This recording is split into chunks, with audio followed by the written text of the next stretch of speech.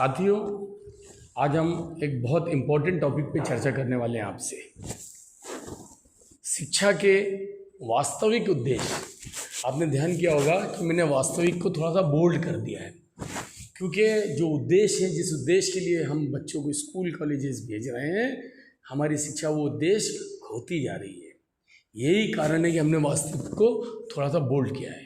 इस प्लान में हम समझना चाहेंगे कि वास्तविकता कहाँ खो रही है, क्या प्लान किया गया था, उसके क्या रीज़न है और कैसे उसको वास्तविकता स्तर पर वापस लाया जा सकता है। शिक्षा के अगर हम उद्देश्यों की बात करें तो विद्यार्थियों के व्यवहार में परिवर्तन लाने के साथ साथ ज्ञान, कौशल और दृष्टिकोणों को विकसित करना है। अर्थात शिक्षा विद्यार्थी के व्यवहार में परिवर्तन लाने का महत्वपूर्ण साधन है। क्या परिवर्तन आ पा रहा है? नहीं। क्या उसका दृष्टिकोण विकसित हो पा रहा है? नहीं।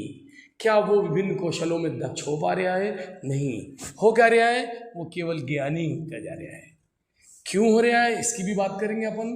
और कौशल, दृष्टिकोण कैसे विकसित कर बिहेवियर में चेंज लाएंगे, इसकी भी हम तैयारी बताएंगे कि कहाँ से करना पड़ेगी।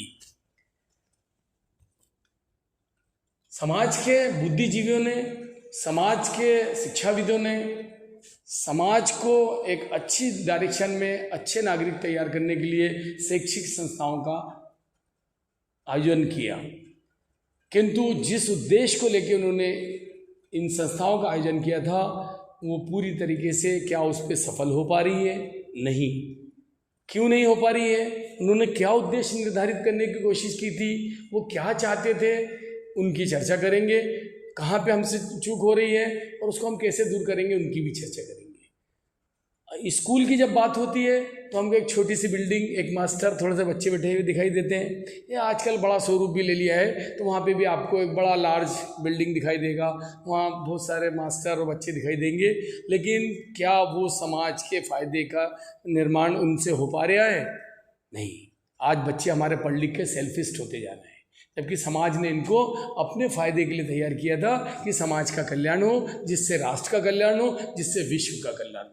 तो वो चीज़ें वापस कैसे आ जाएं, इसकी हम पूरी कोशिश करेंगे। पहले हम स्कूल को समझेंगे। वास्तव में स्कूल क्या थी? स्कूल को हमने एक परिभाषाओं से डिफाइन करने की कोशिश की है। एक student come here often learn, मतलब स्टूडेंट आओ और क्या करो, बार बार, अक्सर सीखो। एजुकेशन का मीनिंग क्या है? To learn. कहीं भी लिखना पढ़ना नहीं है, और हमारे यहाँ लिखाई पढ़ाई पे ही जोर दिया जाता है, सीखने पर जोर नहीं दिया जाता है। यदि हम हिंदी में उसकी परिभाषा देखें तो शिक्षा शिक्षा धातु से बनी है, जिसमें अप्रत्यय लगा है, जिसका मीनिंग होता है सीखना। लेकिन अगर एजुकेशन को डिफाइन करें तो एजुकेशन, एजुकेटम, एजुकेयर, एजुशेयर, 3 शब्दों का पर्यायवाची शब्द है, जिसका मतलब होता है ब्रिंग अप, लीड आउट और डेवलप। टू ब्रिंग अप मतलब अंदर से बाहर निकालना, टू लीड आउट उसको आगे बढ़ाना, टू डेवलप उसको विकसित करना। मतलब छात्र के अंतर्गत जो निहित शक्तियां हैं उनको बाहर निकालना, आगे बढ़ाना और विकसित करना। शायद ये काम आज हमारी संस्थाएं नहीं कर पा रही। क्या कारण है, उनकी भी हम यहाँ चर्चा करेंगे। करना क्या था हमको एक्चुअल में?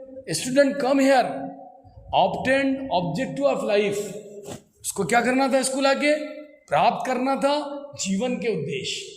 और जो जीवन के उद्देश्य हैं वो शायद जब स्कूल से निकलता है तो उसको लगता है कि मेरे पास तो कोई समाज में रहने के लायक उद्देश्य ही नहीं प्राप्त किए। समाज जब स्कूल की तरफ देखता है तो उसको लगता है कि ये क्या कर रहा है, जो मेरे को चाहिए वो नहीं मिल रहा है। और जब स्कूल से निकलता है तो उनको नहीं मिलता है। मेरा बच्चा पढ़ लिख के सेल्फिस्ट होता जा रहा है, वो समाज से कटता जा रहा है। क्यों हो रहा है ये सब, उनकी भी हम आगे इसी लेसन में चर्चा करेंगे।